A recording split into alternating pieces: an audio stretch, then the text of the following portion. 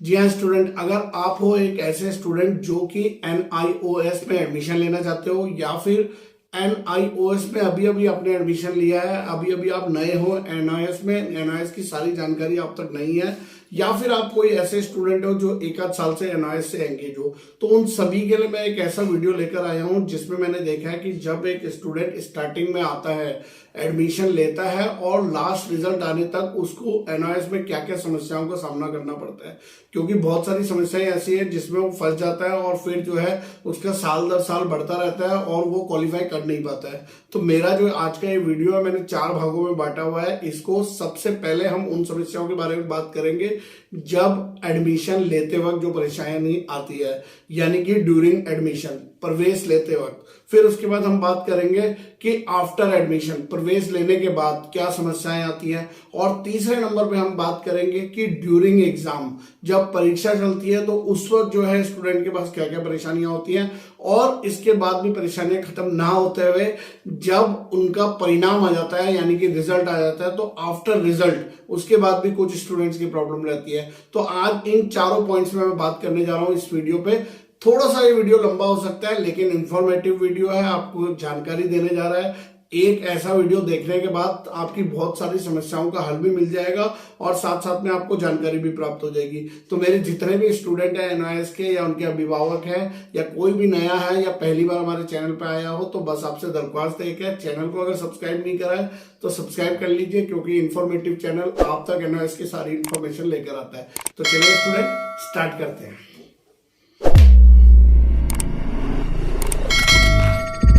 नमस्कार दोस्तों, मैं दीपक सिंह गुसाई, NIOS एक्सपर्ट। और आज जो मैं बात करने जा रहा हूँ वो एक एक करके हम लोग समस्याओं का समाधान भी करेंगे और उन समस्याओं के बारे में जानेंगे भी। तो चलिए सबसे पहले आ जाते हैं हम लोग, जब हम बात करें कि ड्यूरिंग एडमिशन, जब हम एडमिशन लेते हैं तो उस वक्त क्या क्या समस्याएं होती हैं, जो मतलब बेसिक समस्याएं होती है और जो स्टूडेंट उनको जो है सॉल्व करते करते परेशान हो जाता है बिल्कुल। तो वो समस्याएं मैं यहाँ पर लेकर आया हूँ। तो जब आप एडमिशन लेते हैं उस वक्त क्या क्या समस्याएं आती है मैंने लिखा हुआ है यहाँ पे। सबसे पहले आती है डॉक्यूमेंट्स को लेकर। अगर आप क्लास 10th में एडमिशन लेने जा रहे हैं तो सबसे पहले आपसे मांगा जाता है क्लास 9th या 8th का TC या फिर SLC, स्कूल लिविंग सर्टिफिकेट। तो ये चीजें अगर आपके पास हैं तो आप एडमिशन मिलेगा क्लास 10th में, और ये चीजें ना होने पे, अभाव पे आप एडमिशन छोड़ देते हैं, आपका एडमिशन नहीं हो पाता है। लेकिन मैं बताऊं, अगर आपके पास, आप क्लास 10th में एडमिशन लेने जा रहे हैं और अगर आपके पास SLC नहीं है या TC नहीं है या पिछला कोई भी रिकॉर्ड नहीं है, लेकिन अब आप क्लास 10th करना चाहते हो, तो आपकी आयु 14 वर्ष से ऊपर होनी चाहिए, आपको एडमिशन मिल जाएगा। उसकी जगह एक सेल्फ स्टडी सर्टिफिकेट होता है जो लगाया जाता है, और वो सेल्फ स्टडी सर्टिफिकेट लगाने के बाद आपको NIOS अलाउड करता है एडमिशन देने के लिए। तो यानी कि अगर आपके पास कोई भी SLC या TC नहीं है तो परेशान होने की जरूरत नहीं है। हमारे व्हाट्सएप नंबर पे संपर्क करके हमसे वो आप सेल्फ स्टडी सर्टिफिकेट प्राप्त कर सकते हैं और उसको जो है आप एडमिशन में लगा सकते हैं। दूसरा यहाँ पर जो बात आती है वो बात आती है डेट ऑफ बर्थ को लेकर। डेट ऑफ बर्थ हमारे 2 तरीके से NIOS एक्सेप्ट करता है। या तो आपके पास बर्थ सर्टिफिकेट होना चाहिए, जन्म प्रमाण पत्र, और अगर आपके पास जन्म प्रमाण पत्र नहीं है तो आपके पास होना चाहिए आधार कार्ड। आधार कार्ड पे आपका जो जन्म तिथि दी होती है उस जन्म तिथि को मान लिया जाता है और उसके बेसिस पे आपका एडमिशन हो जाता है। अब स्टूडेंट हम लोग बात करते हैं कि आफ्टर एडमिशन क्या परेशानी आती है, यानी कि प्रवेश लेने के बाद ऐसी कौन सी समस्याएं हैं जो स्टूडेंट के सामने आती हैं। तो सबसे पहले एक ऐसी समस्या है जिसे हम बोलते हैं करेक्शन। जी हाँ, जब स्टूडेंट बोलता है कि मेरी गलती हो गई है, इस चीज में मैंने गलत लिख दिया, ये गलत लिख दिया और करेक्शन करवाना है, तो मैं बताऊं आपको, जिन स्टूडेंट्स का करेक्शन कराना होता है उन स्टूडेंट से पूछिए। करेक्शन एक बहुत ही क्रूशियल सिचुएशन है, बहुत ही क्रूशियल केस हो जाता है NIOS में, जिसको करवाने के लिए आपको साल दर साल लग जाते हैं। इसलिए जब एडमिशन लो ध्यान पूर्वक ही अपने जो है एडमिशन कराइए, और जब जानकारी दो तो मैं आपको 5 चीजें बता देता हूं। इन 5 चीजों में कभी गड़बड़ नहीं होनी चाहिए, नहीं तो आप जो है परेशान हो जाओगे सर्टिफिकेट मिलने के बाद भी। सबसे पहले आपका कैंडिडेट नेम बिल्कुल सही होना चाहिए, सारी स्पेलिंग उसमें सही होनी चाहिए। एक सिंगल अल्फाबेट भी अगर आपका गलत हो जाएगा तो आपका सर्टिफिकेट इनवैलिड हो जाता है आगे के लिए। तो ध्यानपूर्वक कैंडिडेट की नेम की स्पेलिंग, पूरा नेम, सरनेम जो भी आपका है वो लगाना चाहिए। फिर उसके बाद आपका प्रॉपर फादर नेम। अब फादर नेम आपको क्या रखना है, जो आपके जन्म प्रमाण पत्र में पिछला दिया हुआ है, या फिर अगर आपका जन्म प्रमाण पत्र नहीं है तो आधार कार्ड में जो फादर नेम यूज हो रहा है वो आपको चाहिए, ठीक है। और उसके बाद बहुत ही इंपॉर्टेंट है मदर नेम। मदर नेम में भी अगर आपको कई बार जो है देखा है कि एक जैसे लिखा होता है रीना देवी, सिर्फ देवी ना लगाने से ही आपका सर्टिफिकेट इनवैलिड हो जाता है, क्योंकि वहां पर आपके मदर का नाम चेंज हो जाता है। तो ऐसी सिचुएशन में मदर नेम को भी ध्यानपूर्वक वहां पे भरिए।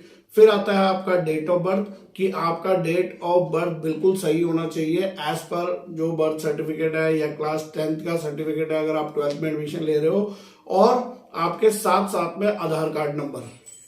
तो क्या 5 चीजें मैं आपको बता रहा हूं जिनका करेक्शन कराना बाद में बहुत मुश्किल हो जाता है। स्टूडेंट हमारे पास यहाँ पर लिस्ट आई होती है स्टूडेंट्स की, मेरा ये करेक्शन है, मेरा ये करेक्शन है, करेक्शन होना बहुत मुश्किल हो जाता है। इसलिए एडमिशन लेते वक्त ध्यान दीजिए, आपका नाम यानी कैंडिडेट का नाम, father name, mother name, date of birth और आधार कार्ड नंबर किसी भी हालत में गलत ना हो।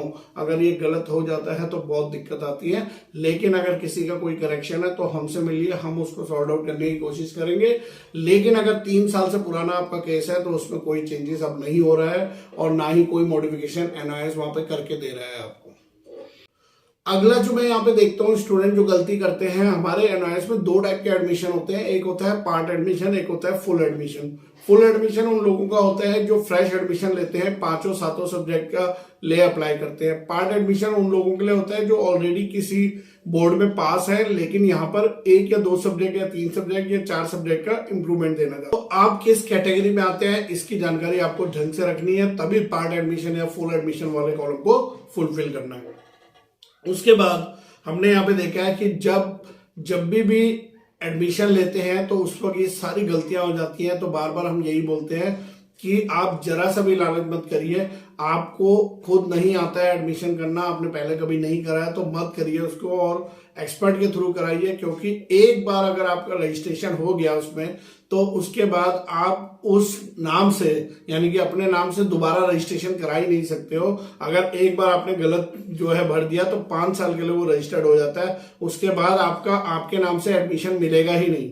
अच्छा, बहुत सारे स्टूडेंट्स को मैंने देखा है एडमिशन लेने के बाद बुक्स ही नहीं मिलती हैं या फिर बुक्स पूरी नहीं मिलती हैं। तो ऐसी सिचुएशन में स्टूडेंट जो है बिल्कुल एक तरीके से व्याकुल हो जाता है कि सर मैं पढ़ूं कहां से और मैं अपनी प्रिपरेशन करूं कहां से। तो ऐसी सिचुएशन में भी हम उनको ऑनलाइन जो है ई बुक्स जो है उनके लिंक देते हैं। अगर आपके पास बुक्स नहीं आती है तो उसका भी सॉल्यूशन हमारे पास रहता है, लेकिन ये भी एक समस्या रहती है जो एनआईएस को एडमिशन लेने के बाद होती है।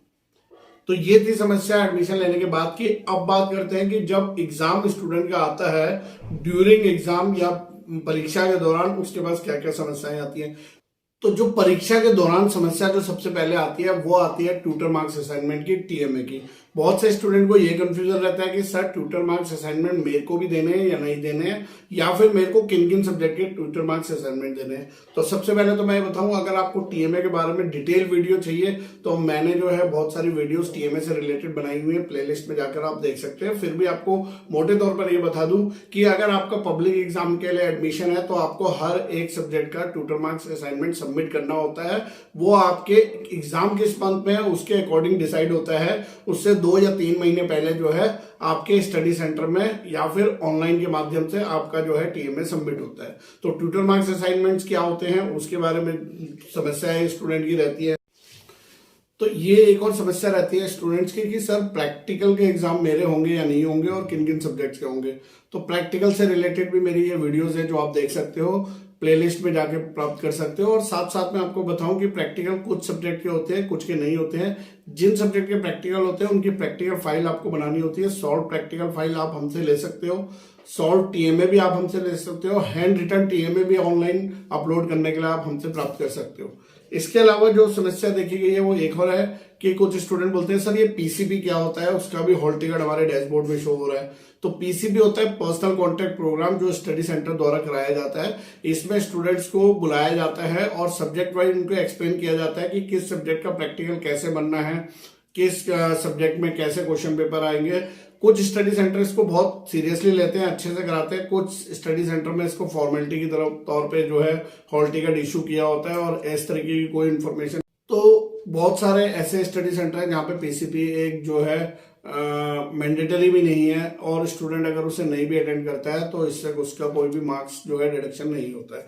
लेकिन टीएमए एंड प्रैक्टिकल बहुत ही एसेंशियल होते हैं, उसको आपको सीरियसली लेना है। प्रिपरेशन करने के लिए बहुत सारे स्टूडेंट बोलते हैं बुक्स तो आई नहीं है, साथ ही साथ में हमको कोई ऑनलाइन हमने क्लासेस भी नहीं ली, ना कोई हमें गाइडलाइंस मिला है। तो इस केस में आप हमसे संपर्क कर सकते हो। हमारे पास हमारा NOS सक्सेस मंत्रा कोर्स डिजाइन किया हुआ है, जो स्टूडेंट को कम समय में अपनी अच्छी तैयारी करने के लिए पूर्ण रूप से जो है सक्षम है। और बहुत सारे स्टूडेंट्स ने ऑल ओवर इंडिया से हमसे वो लिया है, और फिर उसके बाद अपनी कम समय में तैयारी करके एग्जाम को दिया, और उसके बाद आराम से वो क्वालिफाई भी हो गए।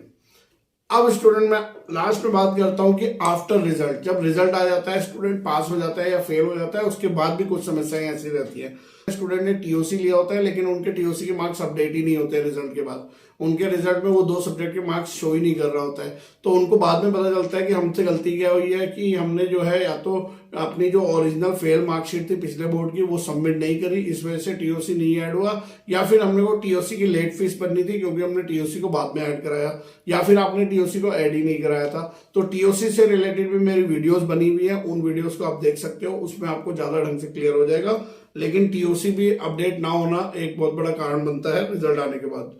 फिर यहाँ पर आपको देखा गया है कि जो मार्कशीट है वो स्टूडेंट को टाइम पे नहीं मिलती है पास होने के बाद भी। जी हाँ, NOS यहाँ पे बहुत ही लेथार्जिक लुक दिखाई देता है, जहां पर एग्जाम हो जाता है और एक एग्जाम होने के बाद सही समय पे अगर स्टूडेंट को मार्कशीट मिल जाए तो जिन लोगों ने आगे ग्रेजुएशन करनी है वो समय से अपना ग्रेजुएशन में एडमिशन लेते हैं। लेकिन मैंने देखा बहुत सारे स्टूडेंट परेशान रहते हैं इस कारण से कि रिजल्ट आ गया, पास हो गए, लेकिन ओरिजिनल मार्कशीट नहीं आ रही है, पासिंग सर्टिफिकेट नहीं आ रहा है, इस वजह से जो है हम आगे एडमिशन नहीं ले पा रहे।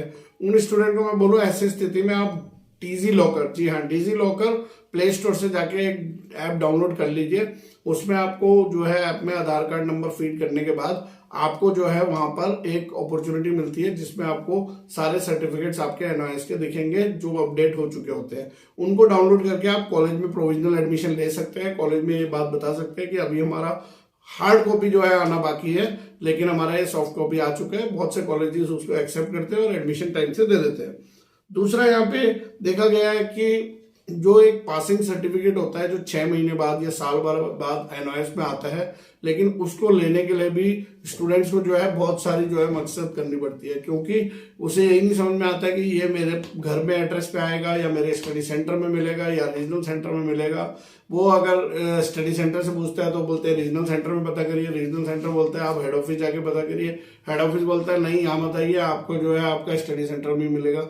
स्टूडेंट बेचारा चारों तरफ घूम घूम के परेशान हो जाता है। फिर हम लोगों के पास आते हैं, हमको फोन करते हैं, तो उनको हम सही सलाह देकर सही तरीके से उनको बताते हैं कि किस जगह पे आपको जो है जाना है ताकि आपको जो है पासिंग सर्टिफिकेट मिले। तो अगर आपका भी कोई ऐसा इशू रहेगा तो आप बात कर लीजिएगा उसको लेकर।